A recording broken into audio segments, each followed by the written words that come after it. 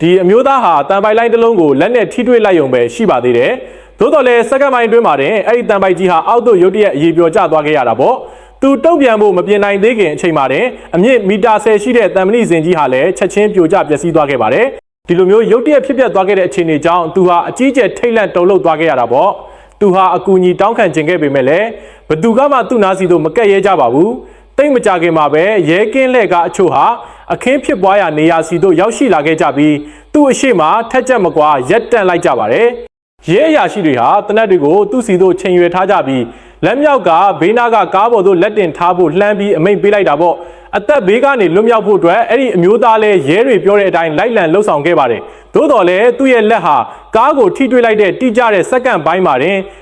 ရဲတွေရဲ့လက်နက်မှန်သမျှရောအဲ့ဒီရဲကားကြီးပါချက်ချင်းဆိုသလိုအရေးပြောကျသွားခဲ့ပြီးဝုန်းကနေပေါက်ကွဲထွက်သွားခဲ့ပါတော့တယ်။ရဲရရှိတွေအကုန်လုံးလဲပြိုကျသွားတာကိုမြင်လိုက်ရတဲ့အခါအဲ့ဒီအမျိုးသားဟာအဝေးသို့အမြန်ဆုံးထွက်ပြေးလွတ်မြောက်ခဲ့ပါတယ်။အဲ့ဒီနောက်သူဟာတစ်တတလုံးရဲ့အနောက်ဘက်မှာပုံအောင်နေခဲ့ပေမဲ့လည်း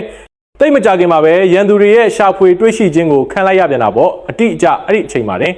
လျှို့ဝှက်ဆန်းပြလာတဲ့အဖွဲ့အစည်းတစ်ခုရောက်ရှိလာခဲ့ပြီးအဲ့ဒါကတော့သူ့ကိုလာရောက်ကယ်တင်ပေးမဲ့ Avenger Agency ကအဖွဲ့ဝင်တွေဖြစ်နေကြတာပါ။ Agency အဖွဲ့ဝင်တဦးဟာစက်ပစ္စည်းတစ်ခုကိုမြေပြင်ပေါ်မှာထားရှိလိုက်တာနဲ့တပြိုင်နက်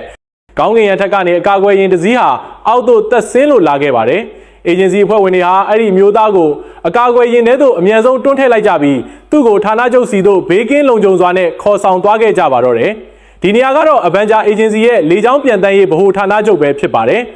အဖွဲ့ဝင်အမျိုးသမီးတူဟာအမျိုးသားကိုဖြစ်ကြောင်းကုန်စင်အမှန်တရားတွေကိုရှင်းပြပေးခဲ့တာပေါ့တကယ်တော့သူတို့တွေဟာစူပါဟီးရိုးစွမ်းအားတွေနိုးထလာခဲ့ကြတဲ့လူသားအထူးသီးသန့်စွမ်းအားရှင်တွေဖြစ်ကြပြီးသူ့ကိုတောက်လျှောက်လိုက်လံဖမ်းဆီးနေတဲ့အဖွဲ့ကတော့စူပါဟီးရိုးစွမ်းအားရှင်တွေကိုအမိအယလိုက်လံအမဲလိုက်ဖမ်းဆီးနေတဲ့လျှို့ဝှက်ဆိုးသွမ်းအဖွဲ့အစည်းတစ်ခုရဲ့အစိတ်ပိုင်းပဲဖြစ်ပါတော့တယ်